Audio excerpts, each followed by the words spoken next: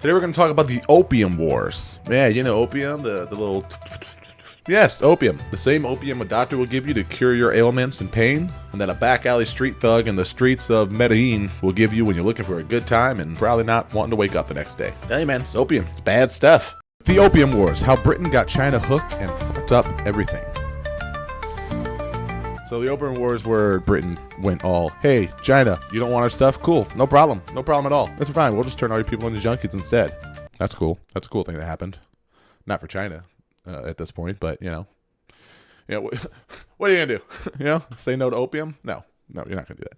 So imagine this. It's the 1800s. China's a kid at school with all the cool toys. I mean, we're talking they had silk, porcelain, tea, you name it. And everyone's just drooling over it. Britain, at this point, is especially obsessed with the tea. And I mean, obviously, because they have a whole giant clock that tells them when to drink it every day. I'm pretty sure it's like twice a day. But I don't know. I'm an ignorant American. I don't know the rules about tea time.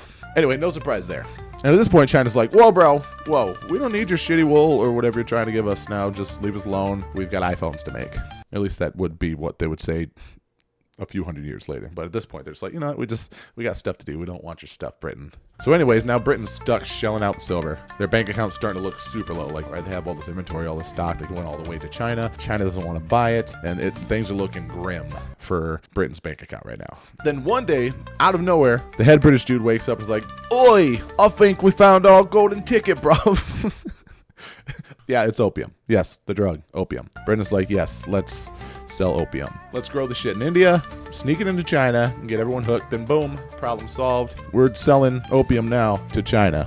So by the 1830s, millions of Chinese are strung out on this one drug, opium. And silver's flowing in, like Chinese families are wrecked, their society's crumbling, and China's rulers are all just like, okay, what the fuck just happened? What happened? Stepped outside for 2 minutes to do some karate, came back in. It's so fucking, I'm gonna get so canceled. I'm gonna butcher these names, by the way. I'm gonna butcher all these names. Now enter Lin Zexu, the guy who's all, enough is enough, you white devils.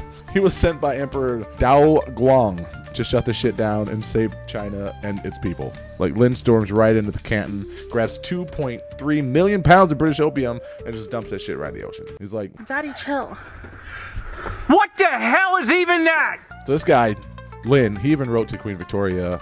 He wrote her a letter saying something like, hey lady, maybe stop poisoning us. Think you could do that for maybe a little bit? Or maybe, I don't know, forever? Stop giving the Chinese people opium. People are losing their homes. They can't pay their mortgage. They're basically like rimming waiters for their tips to try to get some more opium. So if you could stop doing that, that'd be fantastic.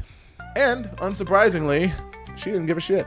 She cared exactly 0% about what was going on and how it was negatively affecting the Chinese people. She did not care at all. So what was Britain's response to all this? Well, Britain took a firm stance somewhere in the realm of, oh, you want to mess with our drug money? Oh, it's on, mother flipper.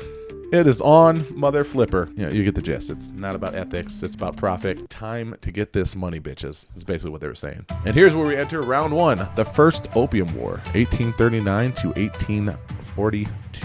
So in 1839 rolls around, Britain's all like, yo, let's do this shit. Let's show them what's up, bruv. So they show up in their steamships and guns that don't suck like China's, while China's rocking these rickety wooden junk for ships and muskets that might as well be squirt guns compared to Britain's weapons. There's just a dude one day who's just like, you know what? Let's put guns and metal on our ships. Let's just coat our ships in armor. I mean, we wear armor. Our horses wear armor. Why not our ships? Well, their ships have armor now. So basically China couldn't do much to their ships. Forts are exploding. Ports are getting choked. And it's just a slaughter, man. Like, China did not stand a chance. And also didn't help that they were all incredibly high on opium at this time.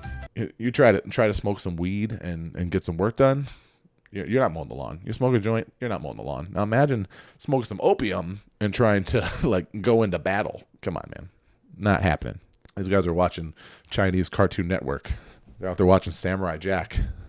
Which, pretty sure samurais were Japanese, but you know what I mean. I'm just being a dick right now. And we get so many people that's hate mail. And now let's jump forward to 1842. They've been fighting for 3 years, and they're basically at Nanjing's doorstep. And China's like, fine, you win. Stop stealing our fucking ships. So they signed something called the Treaty of Nanking, which is basically a written form of Britain holding a gun to China's head and going, empty your pockets or we're pulling the trigger. It was not a good deal for China, but China couldn't handle any more losses on top of the opium overdoses. Probably, I didn't read anything about opium overdoses, but I'm sure it happened. And also just like their army's getting wiped out, right? Literally just burning China down and sinking their ships and everything, the army. Afterwards, China hands over Hong Kong, and they opened 5 ports to Britain and paid 21 million silver dollars for getting their ass kicked and taking a massive L. Jesus, can you imagine getting your ass kicked and having to pay somebody? And on top of paying money and letting Britain do whatever they pretty much wanted, foreigners were also able to act like they owned the place and ignore Chinese laws that even the Chinese citizens were expected to follow. Basically, Britain broke into their house, stole their Xbox, and then made them pay for the door they busted, and also a new Xbox that would then also get stolen that they would have to pay for and replace. It's just a vicious cycle. Vicious cycle. So the opium. What's going on with the opium at this point? Well, it keeps coming in. So much, in fact, that addition doubles after the war. And Britain's like, sweet, we're back in business, but this isn't over. This is just halftime, bitches. Bring out Beyonce, the Queen Bee, Illuminati time. We are just getting started. And that leads us to the Second Opium War, 1856 to 1860.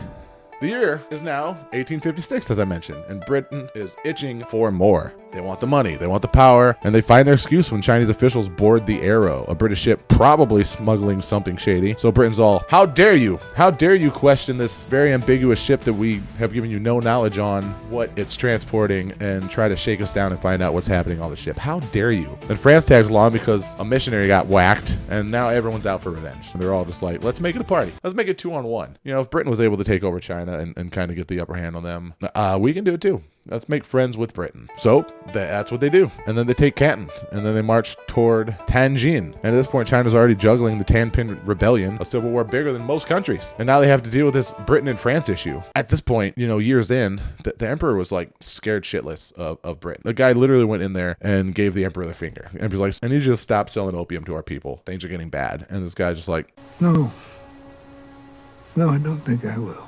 So the people started turning on their emperor. They're like, this guy can't do his job. We got to get him out of here. So while there's a civil war going on and China's basically eating itself from the inside out, France comes in and starts working with Britain to take even more advantage of China and sell more opium and just make money and just basically do whatever they can. So by 1860, Britain and France are in Beijing. And let me tell you, brother, they're not here just to eat ramen and drink sake. Is sake a Chinese or Japanese drink?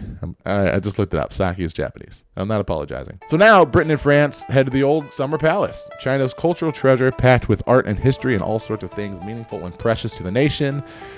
And they burn it to the ground. They burn it down. They think they're going to go there to look around and try to find some, just taking the sights. It's like going to a museum and be like, oh, this is beautiful. Burn it. Destroy it. I hate it. So they walk right up in that bitch and start lobbing Molotov cocktails made of Japanese sake to prove their point and try to send a message. And Lord Elgin orders it because some prisoners got roughed up and he's pissed. Just a total dick move. Like, you're at a war and people got roughed up. You got beat up because you're invading a country, and then you're more mad because they're mad, and then they beat up some people that were invading their country, and you're mad, so now you're just going to destroy everything. Like, just total dick move, dude. Like, this guy definitely peaked in high school. So at this point, China is forced to sign even more treaties, like the Treaty of Tencin and the Convention of Peking. They started giving up more ports, legalizing more opium, and letting mercenaries run around like they own the place, letting go of their control so much that Beijing gets their very own embassies shoved down their throat. Man, Britain was just out here throwing salt on the wound. Jeez, what a bunch of a-holes, dude. Like, they didn't give a shit. So while all this is happening, China's like, yeah, all right, we have to do something. Like, nothing we're doing is working. No one we've tried talking is doing anything. We need to figure something out. This is where they bring in this guy called Lin Zexu. And Lin Zexu is the dude who tried to save the day. He tried to stop the drugs. He tried to protect his people, but Quinn continued to step in the way and screw him over every time and anytime Britain complained. Basically, Quinn was like a Britain cuck. He was like a cuck for Britain. He was kind of like on the payroll. I don't know if he actually was on the payroll, but he definitely had a chair in the corner of the room where he would just watch Britain fuck China with a massive heart on. Anytime someone tried to fix it, this guy got in the way. Now, the sitting emperor Daoguan is caught in a no-win shit show. His hands are tied. He's trying to figure out a way to stop the opium outbreak without starting a war that he knows he can't win. So his son, Zhang Feng, takes over for round 2 and watches Beijing burn. And that's some intense father-son bonding time right there. My dad and I just watched movies. Really, we watch movies. Sometimes we play catch out in the front yard. We didn't watch our town burn down, so maybe they could have given that a shot.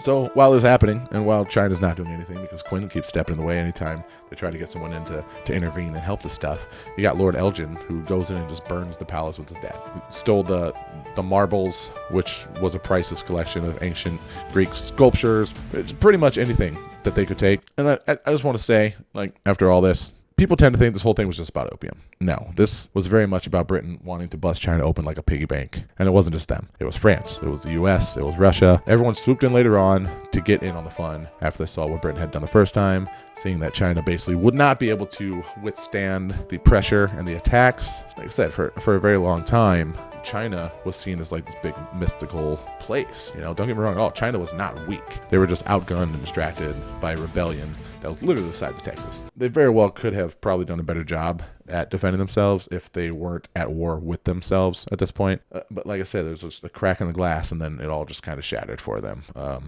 And was like, oh, if Britain can do it, we can definitely do it. And it was just overwhelming for them. It was not good for China. But, you know, as human nature, the West loved it so much that they kind of made it their go-to move worldwide. Everyone got in. Like, come on, guys, join the gangbang. Join the gangbang. Let's make some money. I mean, the fallout of this was pretty crazy. Like, overall, like, this still screws with people. Like, the Opium War still has like a huge effect on the world, and China is still suffering in some areas because of it. This kicked off what they called the Century of Humiliation. It was literally 100 years of foreign assholes kicking them around, telling them what to do. Honestly, probably why they're flexing so hard right now. Their military parades, Xi's China dream, just screaming, you know, not again. We're not going to let this happen again. Except for the whole, you know, palace burning down thing that happened. That's pretty much their Pearl Harbor.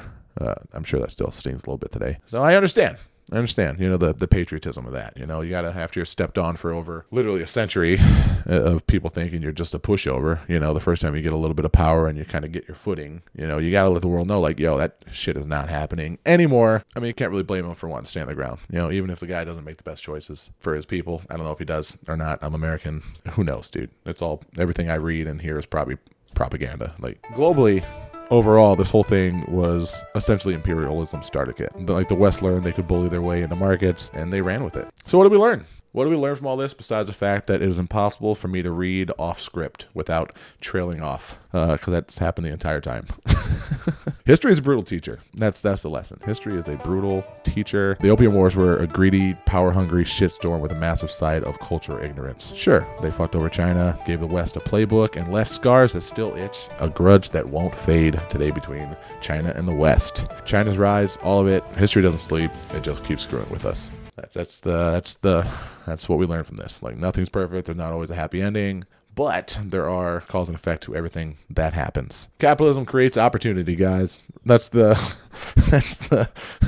real moral of the story here. You got big dreams, anything's possible. Opium Wars, baby. Cool little lesson. I hope you enjoyed it, guys. Like, subscribe, comment. Let me know any other cool stories you'd like me to dive into and do a little like history lesson like this again in the next video. So until next time, peace.